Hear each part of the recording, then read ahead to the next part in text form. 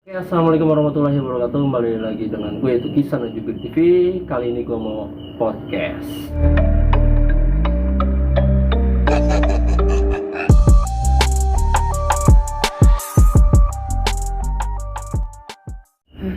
Oke, buat teman-teman semua, kali ini bintang tamu podcast gue dari konten kreator dari Bogor tentunya, ya kan, sang solois.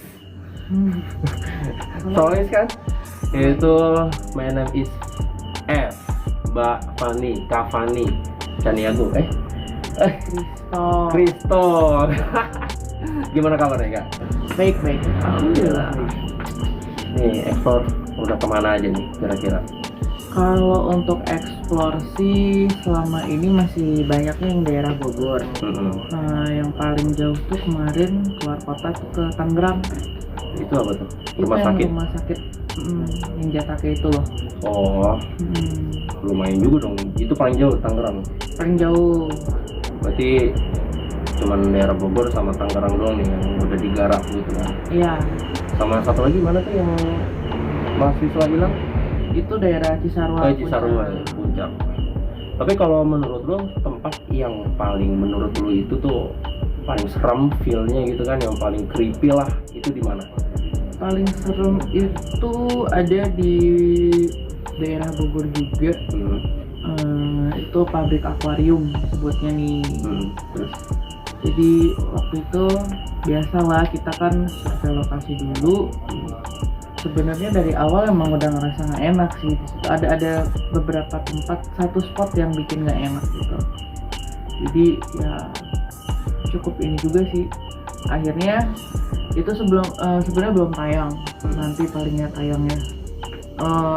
Pas di spot itu di tengah-tengah itu gue mutusin untuk feeling gue nggak enak. Dari ini akhirnya gue bilang gue nggak bisa masuk sana, mungkin next time gue akan masuk sana karena belum siap. Karena kalau gue explore itu kan ngandelin feeling juga. Kalau emang feelingnya bagus, lagi siap ya udah gas. Tapi kalau misalkan enggak, paling mau nggak mau gue minta backup, kalau gue mundur. tapi pertama kali lu konten tempat-tempat yang horor gitu, explore ataupun yang lainnya, itu pertama kali di mana? Pertama kali banget ya? Pertama kali banget di rumah pembantaian yang Sempur. Yang di Sempur. Itu pertama kali itu. Pertama kali banget. Tapi pas lu pertama kali konten, itu lu aslinya itu sifat lu itu penakut apa pemberani itu pas pertama kali konten ya? Kalau ngikutin sifat sih namanya kita baru pertama kali ya. Kalau pertama kali itu ya deg-degan sih, takut juga karena waktu itu gue ditemenin sama salah satu konten kreator juga dari horror survival. Jadi misalkan gue masuk ke dalam nih, dia nunggu di sini gitu. Gue bilang sama dia jangan jauh-jauh ya gitu. Karena ini kan first time. Maksudnya belum begitu ini gitu loh. Apa yang harus dicari atau apa gimana gitu. Penilaian lu gimana tuh pas pertama kali konten? Apa langsung bener-bener takut? Apa pernah ada kata gue nggak mau gitu, ataupun udah nggak mau aja gitu pas pertama kali itu? Kalau pas pertama kali karena lebih besar kerasa penasaran ya? Penasaran.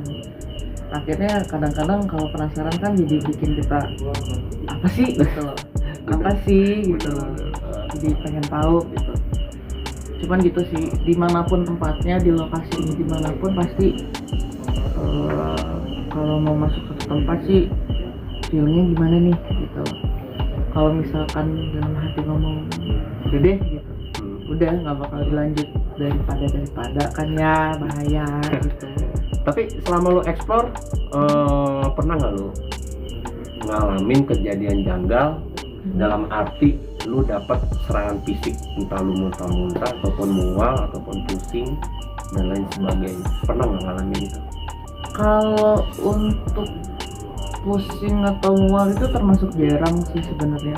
Paling kalau yang paling parah banget, gue sering ngerasa beratnya di sini nih, sekitar kepala sampai leher, sama ya gimana sih kayak tempelan di sini kan berasa ya.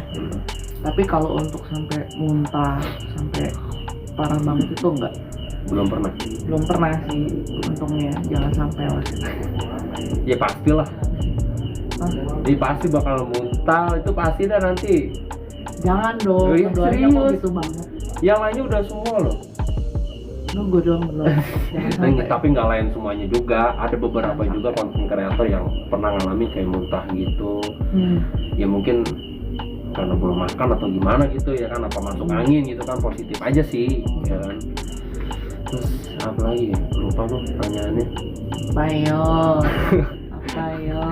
Apa mau hostnya yang nanya apa gue yang nanya nih? Ya masa ya lu bintang tamu gue jadi gue yang lu yang nanya gua. Kan sekali-sekali gitu. Apa nanya apa coba? Beri aku pertanyaan. Habis itu beri aku kesempatan. Lah, Kesempatan buat apa nih? Itu harus jelas ya biar nggak ambigu. Oh, iya. Ambigu. ambigi. Amfibi. Amfibi. Mamalia dong. Karnivora lah ya. Oh iya, bisa ya aja sih. Mau nanya. Jadi pertanyaan yang sama deh. Apa? Di selama explore ini lokasi mana yang menurut Zubir TV ini yang paling serem? Yang paling enggak banget deh gitu. Enggak banget dalam artian parah sih ini tempat gitu. Tapi jujur aja pertama kali gua buat YouTube itu sekitar 2017 itu awalnya itu gue konten sebulan sekali doang, itu karena iseng, dan juga itu gue buat ya cuma di kebun-kebun aja. Dan pas ke indoor itu pertama kali di pabrik aki, dan disitulah pertama kali gue main di situ langsung aja kenok.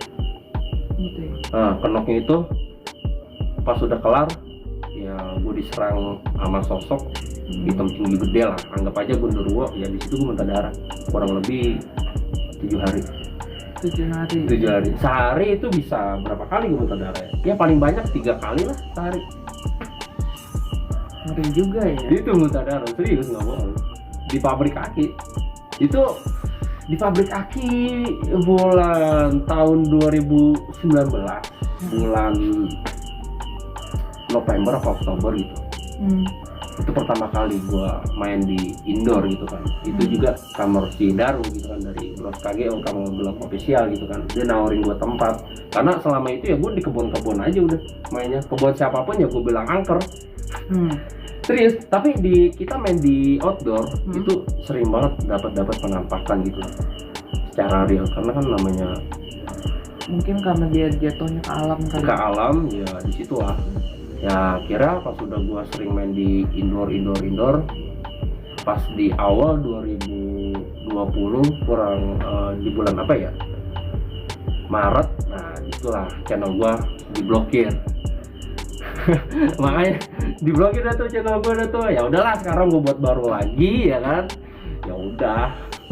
Tapi jujur waktu gua dulu awal-awal konten susah banget. Namanya pertama nyari view itu susah. Terus nyari subscribe itu susah banget, karena gua ibaratnya gua hobi aja, mau ada yang nonton kek, mau ada yang nonton loh segala macam, bodo amat dulu ya kan.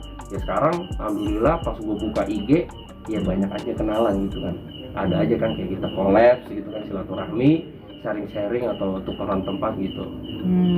Nah untuk Kak Fani, pernah nggak kejadian di saat lu explore itu dapat pembayaran termahal untuk perizinan? Termahal lah gitu. Tergantung sih ya, maksudnya kalau kondisinya kita berangkatnya kayak bareng-bareng nih sama konten kreator lain, ada satu tempat kayak misalkan yang di Tangerang itu cukup lumayan tinggi juga sih, cuman karena kita rame-rame kan ibaratnya PT-PT, jadi biar nggak terlalu berat. Cuman yang paling nggak masuk akal adalah kalau misalkan tempatnya itu kecil, nggak sebesar ibaratnya kayak rumah sakit ataupun sekolah, tapi dia mintanya gede. Taruhlah di ukuran cepet sampai bandrol 150 untuk ukuran ya rumah segede gimana sih, kayaknya itu udah nggak masuk akal sih gitu. Tapi untuk planning ke depan mau garap di mana? Di kota mana gitu? Berhubung gue lagi ditempatin kerja di daerah Depok ya, di Bedahan, kayaknya gue mau coba-coba cari lokasi di situ sih. Iya. Kemarin sih sempat dapet loh sebenarnya. Di mana? Bedahannya dekat Villa Rosa.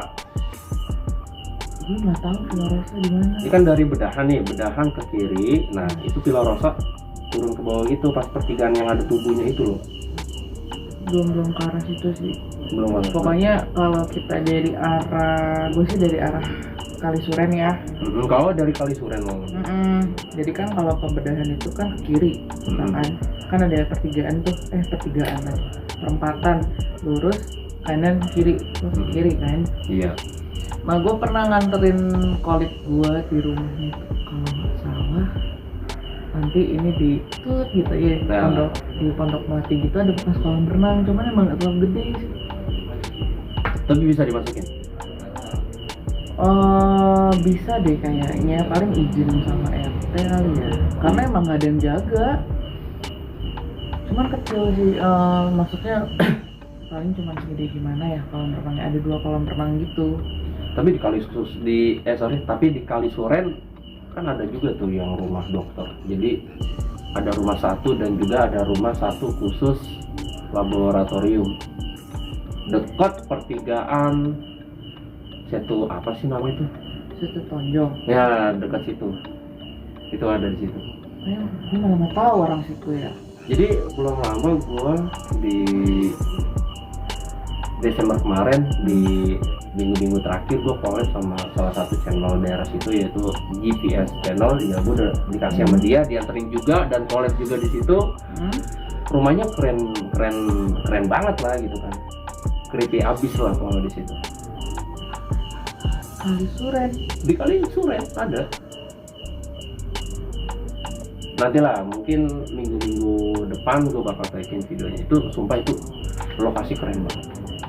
Lantai 2 dan laboratoriumnya juga lantai 2 juga. Oh iya. Jadi rumah dokter ada satu rumah buat khusus dia, satu rumah buat laboratoriumnya. Itu sumpah itu keren banget. Dari situ terkenalnya ya sering banget warga setempat ya dinampakin pocong, sering banget. Aduh, paling gimana ya? Di antara semua makhluk-makhluk itu gue paling anti sih yang namanya pocong. Tapi sosok yang lu takutin apa tuh? Itu Pocong.